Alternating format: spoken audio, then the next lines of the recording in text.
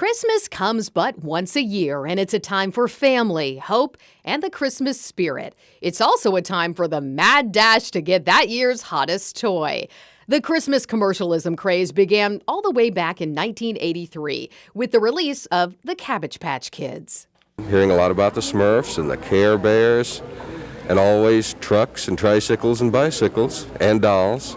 If you were sitting on Santa's lap in 1983, chances are the doll you were asking for was of the Cabbage Patch variety. They're all so cute, you know. They're just darling. You just want to cuddle them. These popular plush playthings turned Hills on Broadway into a free-for-all when they received their shipment.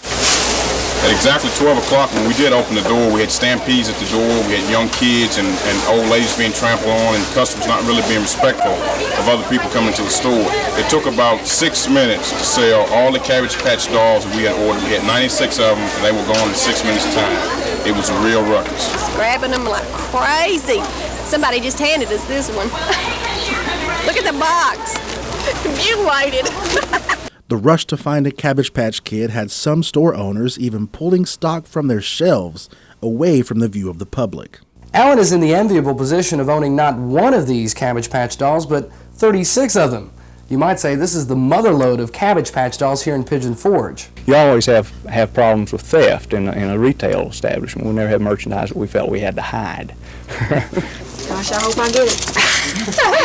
As a solution to the holiday hullabaloo, the shops that had the dolls in stock held lotteries, complete with security for those parents hoping to give their kids a Merry Christmas. I just put my name in quite a few times, so I just left her at home today just in chance that I might win one.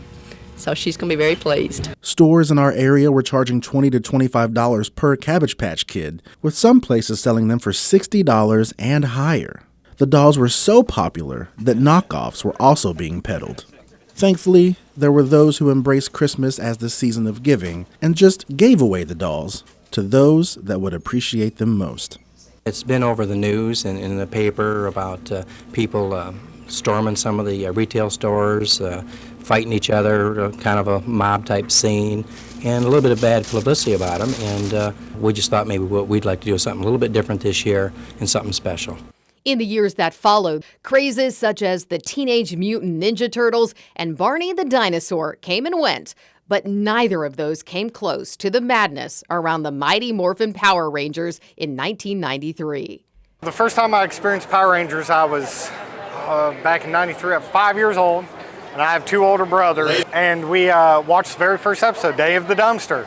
And we loved the show so much. After school, we'd come home, rush home, watch it. I got it on a VHS from Blockbuster.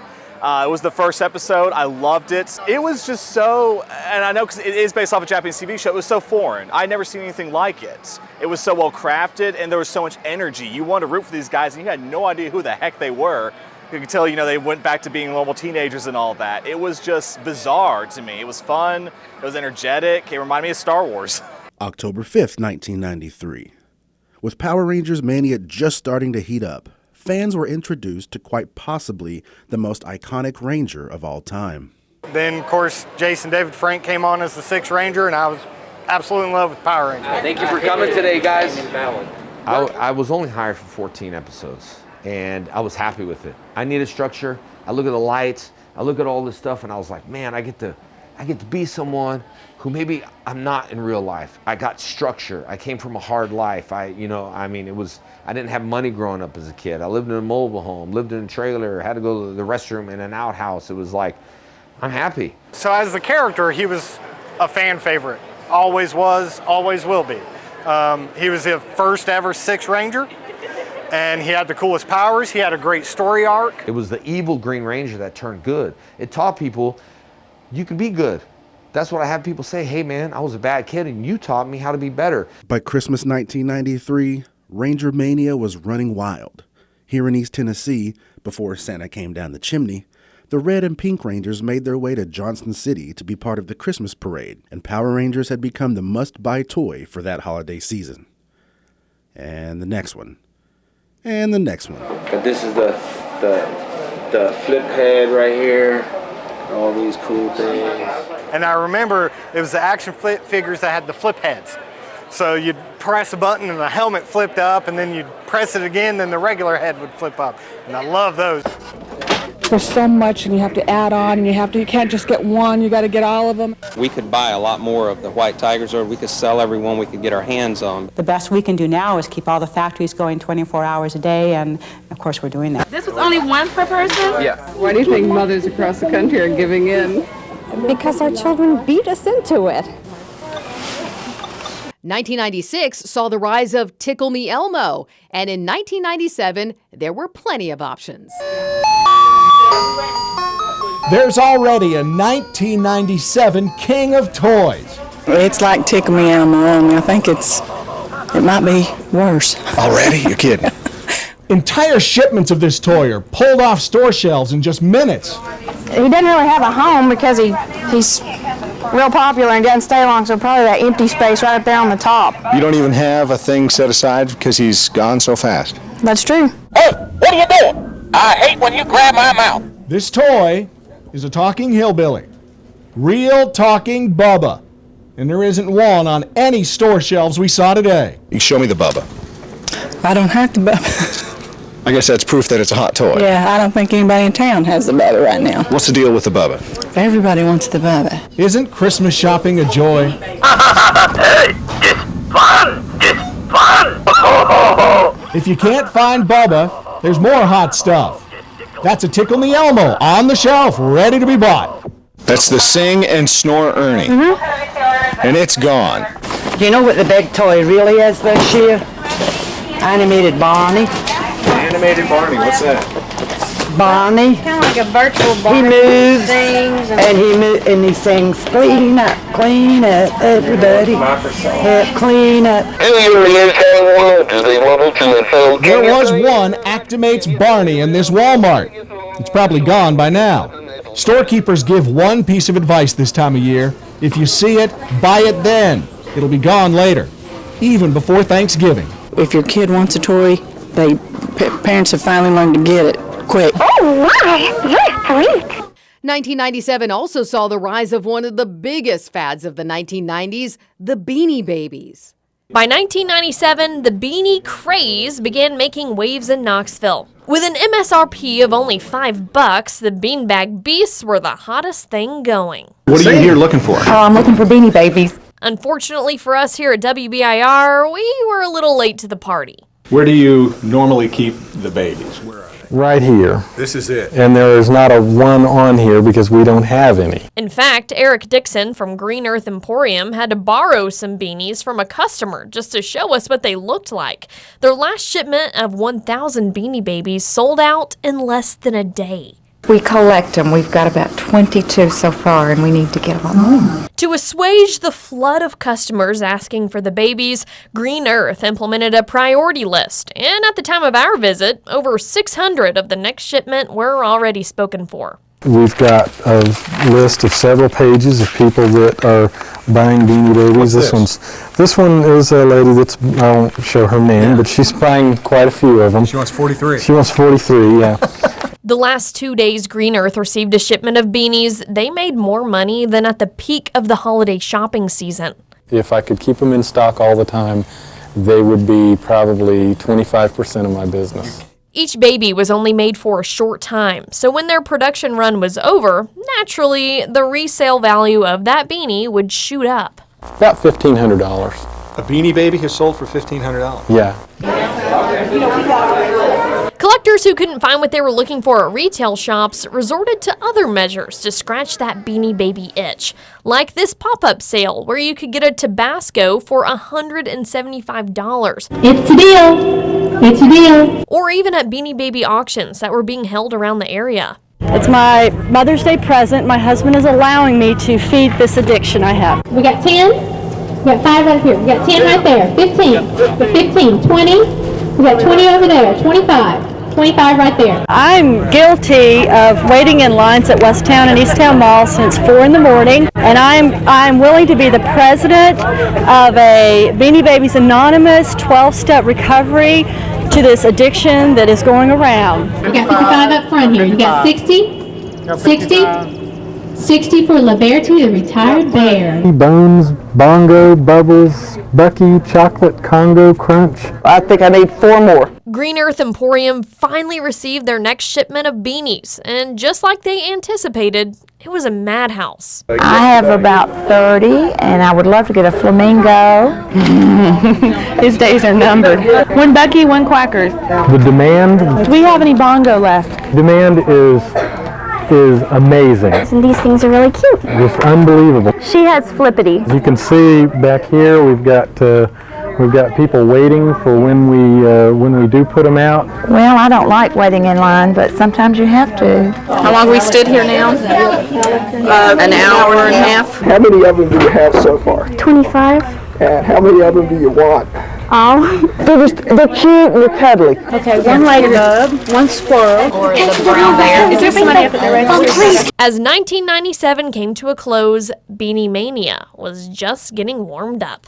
Wonderful. Still going on every day. This phone call is probably a beanie phone call. The employees at Village Gifts noticed a large number of customers would linger in the store, waiting for the next shipment to be dropped off. To combat this problem, managers implemented a solution: only sell the beanies on Saturdays.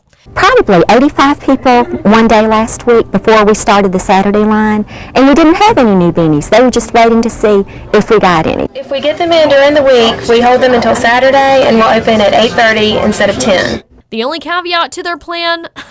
The massive line of people who had camped out all Friday night. By 6 o'clock in the morning, we probably had 195 people in line. Of course, there were those that didn't want to fight the crowds and wait in line, and some didn't even want to pay at all. This is similar to the box that they took, only it was stacked probably about this high with beanies sticking out of the top. Cheryl Snyder's family shop, Balloon Capers, was broken into, and thieves stole 4 large boxes and a display case of Beanie Babies. According to Snyder, they were valued at over $25,000. They know they're going to make a lot of fast, quick money. It's not like jewelry where you've got to have somebody that has a lot of money to sell the jewelry to. It's a $10, $15, $25 toy. Authorities said the thieves would probably attempt to sell those stolen goods on the streets, at flea markets, and even on the internet, a relatively new means of income at the time. Yeah, I think that's probably the wave of the future because it's been done electronically. It'd be very difficult to track. And then again, who knows who you're talking to at any given time. Snyder said that thieves got away with 2 months' worth of inventory. We've got Jake the Snake, the Hammerhead Shark, Peter the Peagull, Armadillo Dan, Dalmutation, Otis the Octopunk, the Navy Seal, Matt the Fat Bat, who's too fat to fly, Hurley the Toucan, and Boris the Mucosaurus. What would any huge IP be without its spin-offs? At Cobweb Corner, sure, they had a few Beanie Babies behind glass, but one oddity they were selling was the meanies. What about you? Because Beanie Babies are so cute and cuddly, and then, these, you got the Hammerhead Shark who's all, hammered up, and Hurley the Toucan who's doing nothing but puking. He's actually throwing up. Uh-huh. And I thought, ew. The meanies may have been an acquired taste, but some were actually selling. At first, people are like, ew. But they've come back. My beanie collectors have come back to buy these. Just like the beanies, each meanie came with its own poem. This one's my favorite. This is Dalmutation. Dalmutation? Uh-huh. A Dalmatian named Fido is an odd mutant beast. Where he should have 1 head, he has 2 heads at least. With 3 eyes on 1 head and 1 eye on the other, this strange, creepy mutt could be his own brother. Needless to say, the meanies weren't moving units like the beanies, but the craze was oozing out there. This is all I have left right now. And we've gone through 2 cases of them. Perhaps the biggest beanie craze of 1998 was the rise of McDonald's teeny beanies. Hi, just double checking. You guys have no more beanies, right? Nope. Did they sell out pretty quick? 4.5 days. Is that 4 days and this morning. This morning they sold out. The teeny beanie promotion was set to last only a few weeks, and patrons received 1 free in every Happy Meal. You do have number 10? We're on number 10 right now. Okay, and that's what? The cat, Zip. You got any more of them monkeys left? No, we're far from those. Those are sold out? Those been sold out. How quick did they sell out? They sold out very quick. First day we had them. If you were too cool to buy a Happy Meal, you could get a teeny beanie for $1.99 with any purchase. Let's see, a large Diet Coke. And can I get 4 of them kitties with that? Okay, you have to buy 4 items for each. Okay, then give me another large Coke. So now we're up to 2 kitties. How about 2 waters? Even though they were selling out, They tell us that they have a whole lot more. They won't give us an exact number. rumors at the time stated that McDonald's had manufactured over 240 million beanies. The opening weekend of the promotion, a line of cars stretched down Kingston Pike. We've been here about 30 minutes. We've moved about 45 feet. What's the attraction? Can we ask her back there? Huh? What's the attraction? How come you like beanie Just because I've been collecting a lot of them and I have some of the good ones and just pretty much the current ones and stuff. And I just want to get the teeny beanies at McDonald's. You know, we really don't care about that food. We're only getting that to make it look right. We want those beefsteaks. Some collectors refused to take sold out for an answer. I've gone to 3. I'm going back and forth to 3. I hit this one twice a day and I hit the Lenore City one once a day. Okay. So I've pretty much got it timed how I know they're going to do it. If a particular shop didn't have what you were looking for, you could always try again. What are you going to do now? I'm going to come back to this one in another hour. And get the next one once they change to their next little baby. baby. The elephant. That's the last one we got to get. But the champion of Christmas toys in 1997 had to be the Tamagotchi. Limit of only 2 per customer, please. And thank you. Aliens have finally landed in Knoxville, and people want them. Carla, tell me what you got here. I don't know. Someone just told me they were the hottest things. Tamagotchis are virtual reality pets. The demand for them is very real. How many in this shipment? This shipment, over 100. How long do you suppose you'll be able to keep them? Not through today. 4 people in line, and each of you have 2 Tamagotchis? To keep the 2 only please limit, people were handed security tickets. They pay for them at the register and then go to pick up their pets at the security booth. Security booth? Okay. This is about as bad as Tickle Me Elmo was at Christmas. Tickle Me Elmo, Beanie Babies, and now Tamagotchi. Huh? Tamagotchi. These things sold this morning at a rate of almost 1 a minute. Why? What's the deal with these things? People are becoming aware that they're going to be the hot item. It's just something new that, no one's seen before. They're fun. I mean, I'm obviously not a child. I'm an adult person. I have one on my own, and I love it. I have a ball with it. Do you play with it? I mean, do you do everything? This is mine. What do you do with it? Show us how it works. What you do with it is you start it out, and it hatches from an egg. Then you, as the pet owner, are responsible to play with it and feed it. And it says, do I want a meal or a snack? There's sleep you have to keep track of and medicine to give. It gets sick, you have to give it medicine. It goes potty, you have to flush the potty. You wash your hands afterward. Oh, of course. Just when you thought babies stuffed with beans were the craze to end all crazes, along comes an alien egg on a keychain. We've lived through Beanie Babies and Holiday Barbies, so I guess Tamagotchis are next. They're the next thing. I hope you survive this run of trend and craze. Thanks. 1998 once again had a plethora of options. Blue's Clues, the hottest thing we have right now. Everybody wants Blue's Clues. This puppy doesn't sit on the shelves long enough to wet paper. You may get a dozen in and they're gone in an hour. He plays music so you can sing along.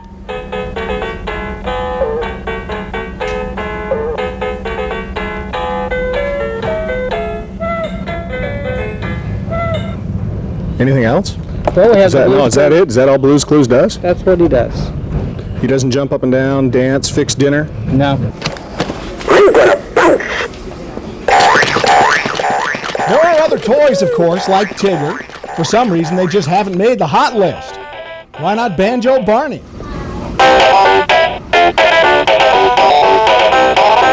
The Barney Actimates you couldn't find last year? Well, the shelves are full this year. We've got Little Bear, Little Bears. This is real popular.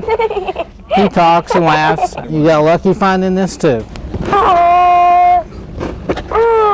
This is Chuck the Talking Truck. This is real popular with the little boys. He talks, moves. Stores are full of Christmas cheer, even if it isn't blue.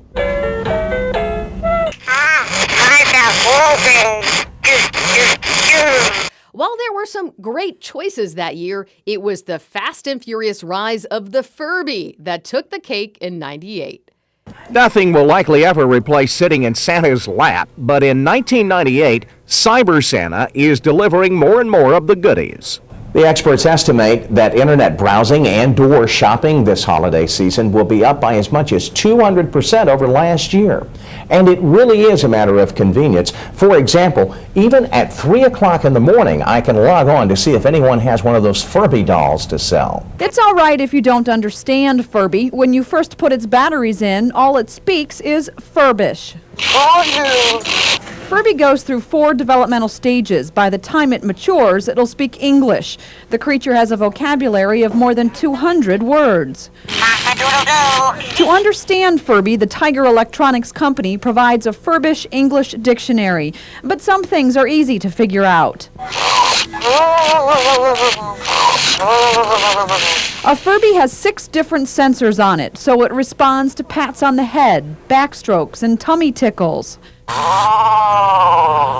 If they get hungry, they'll start to say they're hungry, and if you don't feed them, then they'll start to say they're sick. And if they get sick, they'll go to sleep, and they won't wake up till you feed them. The only time Furby is ever really quiet is when he's in a dark room or if you take his batteries out. Now, it does have a reset button, but remember, if you use that, Furby starts over again as a baby and has to relearn everything he's been taught. I think it's going to be big. I really do, because like I said, I was addicted to it, and I can see how kids would really interact with it. It's like having a permanent playmate. Furbies also chat with each other. They have an infrared system like those used in TV remote controls. Their conversations, however, are for Furby ears only. And to close out the millennium, Pokemon's popularity pushed itself to the peak of every kid's Christmas list. 9-year-old Andy and 7-year-old Robin Belt are like most kids their age. They love Pokemon. The game is fun to play, and it's nice and hard. It's not like I can get through the game in like one day. They trade the cards, play the games, and watch the videos. I want you to be the best. It has a lot of action in them. That's why I like them. Their mom, Linda, doesn't understand the craze. As an adult, I think it's quite silly, and I'm still trying to figure out what the attraction is for the children, but I think for the children to have child characters in Pokemon that are heroes is very attractive to children. They seem to take over the mall. Trading cards, trying to play anybody I can. Youngsters with cards in hand. Yeah, I'm good. And competition on the mind. Who wants to take them on? Hundreds and hundreds of kids came from as far away as Newport and Crossville. It's real neat. To stand in line for the Pokemon National Mall Tour at Westtown Mall. It's basically a virtual reality trading card game. Start out, I guess, from a video game. You trade cards to try to get a better card. You got rare and you got holographic. And some Pokemon can put you to sleep. Some Pokemon overpower you. Some Pokemon are psychic. They understand it. They certainly know how to play it. I should have got out my bad Zapdos and plasmied you, But to many adults, it sounds like a foreign language. Not many parents know what's going on around here. Most don't get it. Especially my mom and my dad. But surprisingly, the Pokemon fans aren't all preteens. Some adults do get the game and will sit down with young competitors. I'm a big kid at heart. For the big kids and little kids, the Pokemon Mall Tour was a chance for Pokemon maniacs to pick up some strategy tips from experts like Master Trainer Ra Hanna. This is where the guys who know how to play come and battle with other trainers. It's where they get their skills. The goal of the Pokemon card training game is to have the best deck and play the right cards. It's got a resistance against fighting. But for some, it's not just winning. No, these two. What they like about Pokemon? Pretty much everything. And Linda even admits the trading cards, which have been banned at many schools, have their advantages. It teaches them. They have to make decisions, and then they have to live with the final decisions that they've made. From Cabbage Patch to catching Pokemon, these crazes may have been a headache for parents, but it was all worth it come Christmas morning.